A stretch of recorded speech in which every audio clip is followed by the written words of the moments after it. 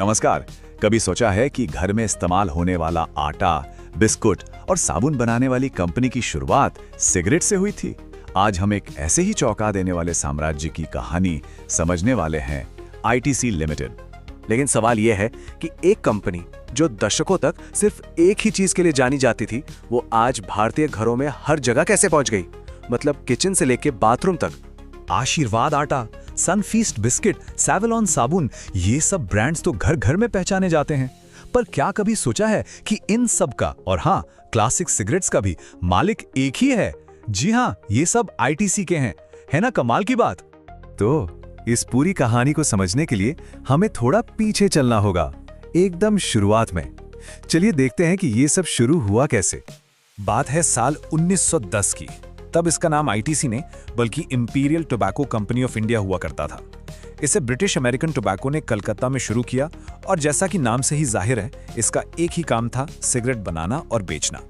और फिर क्या था, कुछ ही सालों में ये कंपनी इंडिया की सबसे बड़ी मतलब अनडिस्प्यूटेड लीडर बन गई तंबाकू इंडस्ट्री की। दशकों तक मार्केट पे इनका राज चला और इसी ने इन्हें एक जबरदस्त फाइनेंशियल पावर दी। लेकिन कहानी में एक ट्विस्ट तब आया जब कंपनी ने फैसला किया कि वो सिर्फ अपने मेन बिजनेस के भरोसे नहीं रहेगी, उन्हें इससे आगे देखना था। तो देखिए इस टाइमलाइन को। 1970s में कंपनी को ये एहसास हुआ कि सिर्फ एक बिजनेस पर टिके रहना ये तो काफी रिस्की है, और बस इसी सोच के साथ 1974 में उन्होंने अपना नाम बदला और बन गए आईटीसी लिमिटेड। और ये सिर्फ नाम नहीं बदला था, ये एक ऐलान था कि अब कंपनी एक नई दिशा में जाने वाली है। आईटीसी ने जो स्ट्रैटेजी अपनाई उसे बिजनेस की दुनिया में कहते हैं डाइवर्सिफिकेशन।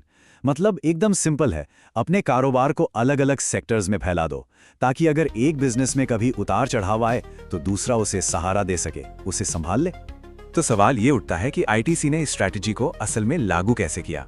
चलिए देखते हैं कि उन्होंने एक एक करके अपने नए बिजनेस पिलर्स कैसे खड़े किए। उनका पहला बड़ा कदम काफी हैरान करने वाला था, और तंबाकू से तो इसका दूर दूर तक कोई लेना देना नहीं था। उन्होंने एंट्री मारी इंडिया के लग्जरी हॉस्पिटैलिटी सेक्टर में, मतलब होटल्स। और ये कोई छोटा मोटा कदम नहीं था, उन्होंने इसे बहुत बड़े लेवल पर किया। आज आईटीसी मौर्या, आईटीसी ग्रैंड चोला जैसे होटल्स सिर्फ इंडिया में ही नहीं बल्कि दुनिया के सबसे बेहतरीन लग्जरी होटल्स में गिने जाते हैं। कहना पड़ेगा ये एक जबरदस्त सक्सेसफुल मूव था। इसके बाद आया दूसरा और शायद सबसे बड़ा पिलर, वो पिलर जिसने आईटीसी को हर भारतीय घर तक पहुंचा दिया। साल 2000 के बाद उन्होंने एंट्री ली एफएमसीजी सेक्टर में, यानी फास्ट मूविंग कंज्यूमर गुड्स। और बस यहीं से शुरुआत हुई उन ब्रांड्स की जिन्हें आज हम सब जानते हैं। आशीर्वाद और सनफीस्ट से लेकर यिप्पी और बिंगो तक। और सिर्फ खाने की चीजें ही नहीं, फियामा और सैवलॉन जैसे पर्सनल केयर प्रोडक्ट्स भी। मतलब आईटीसी ने खाने पीने से लेकर पर्सनल केयर तक हर कैटेगरी में ऐसे ब्रांड्स खड़े किए जो आज मार्केट लीडर हैं। आईटीसी का तीसरा पिलर सीधे भारत की जड़ों से जुड़ा है, यानी एग्रीकल्चर से।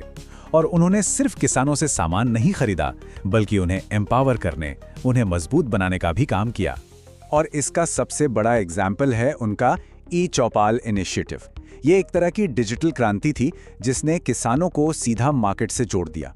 सोचिए, इस प्लेटफॉर्म के जरिए किसान अपनी फसल के सही दाम जान सकते हैं, खेती की नई टेक्नोलॉजी सीख सकते हैं और सबसे बड़ी बात, बिचौलियों को हटाकर सीधे अपनी उपज बेच सकते हैं। इससे लाखों किसानों को सीधा फायदा पहुंचा।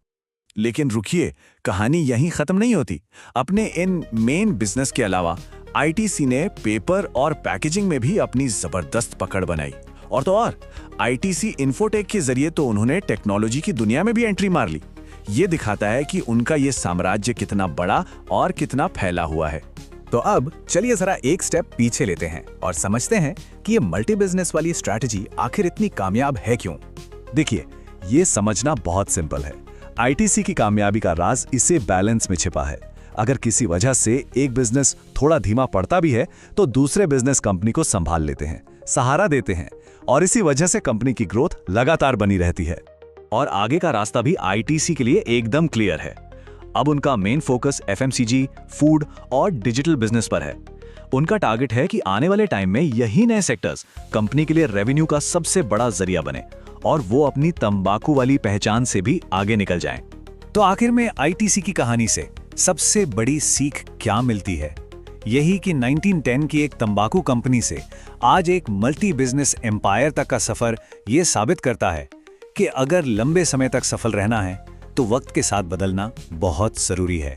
और ये कहानी हमें एक बड़े सवाल के साथ छोड़ जाती है।